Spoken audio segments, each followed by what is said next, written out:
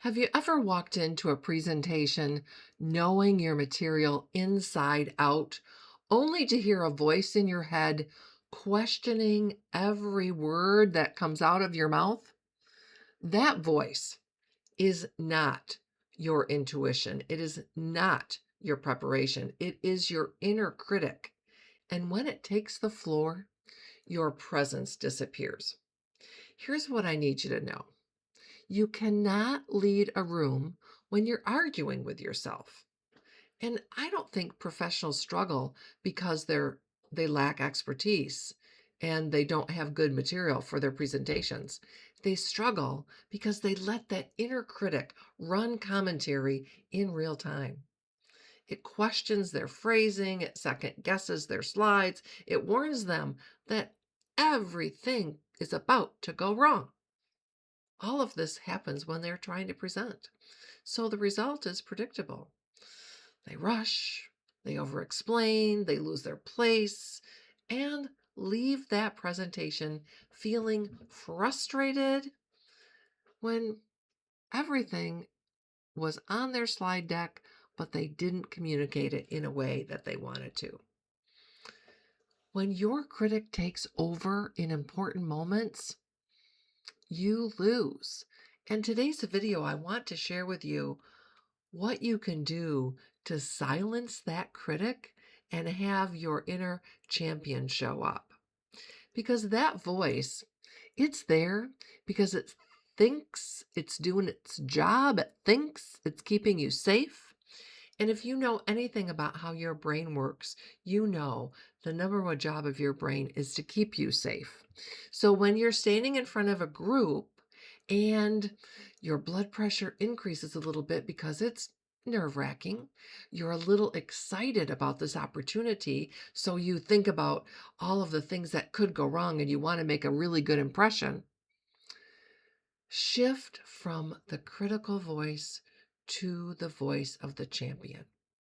And that starts long before you step out on stage.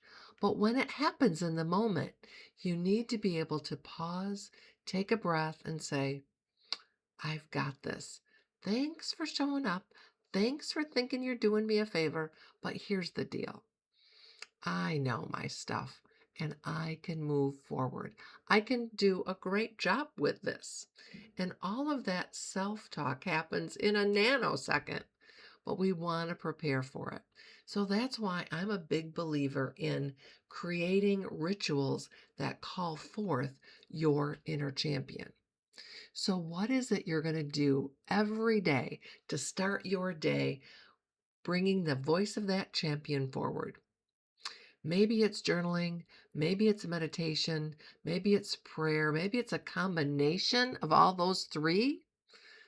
And thinking about all of the positive impact you're going to have when you stand in front of that group, because that group, they have your back. That audience, number one, wants to hear from you. Number two, knows they want you to be successful. They're thinking in their heads, gee, I hope this person is going to share something of value to me. They're not thinking, gee, I hope this person screws up. Not at all. They're thinking, I hope this is a good use of my time. So when you tell yourself, you've got it, your information is important, and you're going to share it in a way that will land with your client, land with your prospect, land with whoever you're speaking with. When that voice appears in your head, that's when you have your power. So long before you say yes to that speaking invitation or leading that meeting or even sharing your idea at next week's team meeting, create a ritual that silences the critic and brings forth the champion.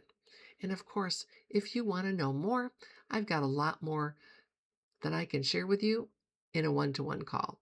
So if it makes sense, book that with me and I'd be happy to listen to what your critic's saying and talk how we can change that voice into that of an inner champion, because that's where you'll find success and that's where your presence lives. See you next week. Bye.